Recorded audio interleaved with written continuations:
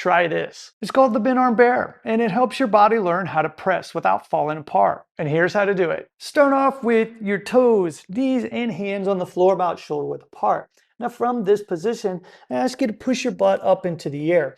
The first order of business before we put it into motion is to actually focus on the elbow position. Now, the key point here is to make sure that you're not flaring the elbows. Instead, I want you to take your elbow pits and rotate them so that they're facing forward.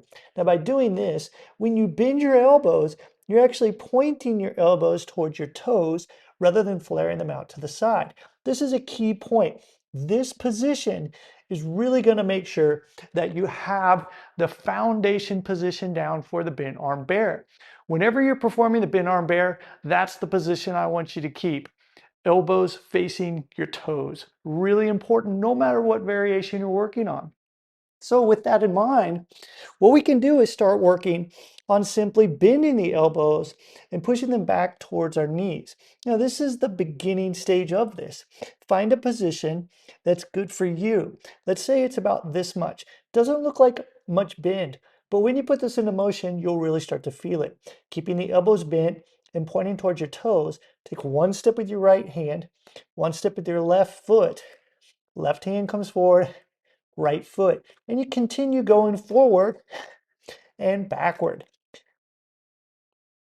Now, when you're performing this, you might find that your hands want to pull up to the side. So for example, pulling this way.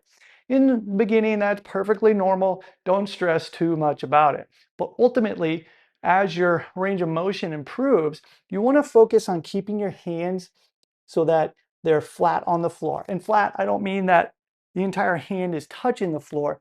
There is going to be a small concave position that you have with this, but try not to let your hands peel off the floor as you're walking. So showing you from the front here, bending the elbows, don't let your hands do this. Keep your thumbs and your index finger in contact with the floor as you walk forward and backward. When you do the bent arm bear, you're under dynamic load, and this keeps your shoulders active the entire time. You're pressing through bent elbows with active protraction. Serratus and traps stabilize the scapula, rotator cuff stays engaged, and your core coordinates everything. Your lats and abs are connecting shoulder to hip, the real source of pressing power. Think of it like a full body isometric in motion. You got built-in feedback, so if something's off, you'll really feel it. Now, once you feel comfortable in this position, you can start to explore different levels in which you can either bend the elbows more by leaving your shoulders back, or even start to front load by pulling your shoulders up over your hands. Obviously, this is going to make the movement a bit more difficult. So explore those positions and see how you can keep that position as you walk. For example, I can leave my shoulders back and simply bring my elbows closer to the floor and start to walk here, driving my butt up into the air as I'm performing this bent arm bear. Now the other option is I can bend the elbows just a little bit, but walk my feet forward so that my shoulders further over my hands, making sure my elbows are in.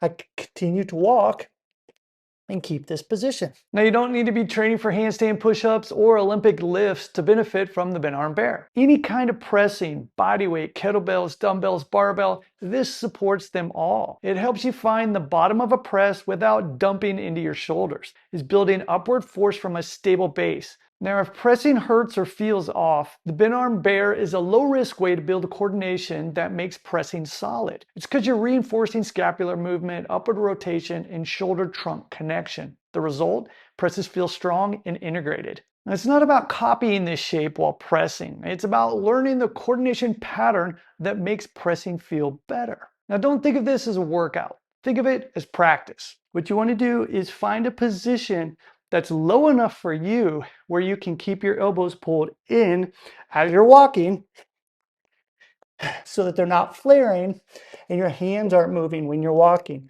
Don't let your hands come up off the floor. Start with a slow lap around your living room, about 20 to 30 seconds. Now in my programs, I have our clients work up to a full minute, taking breaks when necessary and gradually reducing those breaks as they get stronger. Focus on control, not reps. So if your form breaks down, pause and reset. You can use it as a warm-up to activate shoulder stabilizers, prep your wrists and hips, and lock in smarter pressing mechanics. If you're coming back from shoulder pain or, for example, a rotator cuff injury, this is a low-risk way to rebuild strength and confidence through movement, not grinding reps. Play with tempo. Go slow, pause mid-step, or crawl backward. Each variation is going to challenge shoulder control differently, especially under fatigue. The goal? Use movement as feedback and don't chase numbers. That way you're building a smarter body. Pressing shouldn't hurt, and it doesn't have to be complicated. The bent arm bear teaches your body to press well by working together, not wearing you down.